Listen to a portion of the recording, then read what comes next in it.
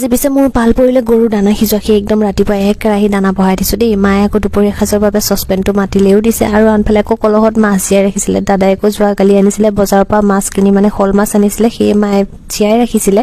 আৰু মই গ'লো বৰমাহঁতৰ তাৰ পৰা পানীলাও আনিবলৈ, মানে জুতি লগাই খাবই লাগিব দিয়কচোন। পানীলাও, বিলাহী আৰু শ'ল মাছ কোনে কোনে ভাল পায় জনাবচোন দেই। মায়ে আকৌ মাছ বজাত লাগিলে, মই আকৌ বাকী কামখিনি কৰিলোঁ, মানে পাচলিখিনি যা যোগাৰ কৰি ল'লোঁ।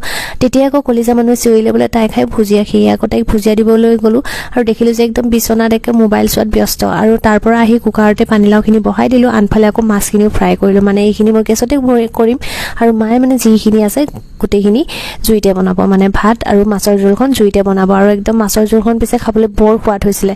আৰু কোনে কোনে ভাল পায় জনাবচোন দেই। দুপৰীয়া ভাত সাজ খাই মেলি লৈ আকৌ আনফালে আমি ঢেঁকীশালত গ'লোঁ, মানে আজি খাম বেহুৱা আৰু সৰিয়হ অলপ খুন্দিলোঁ।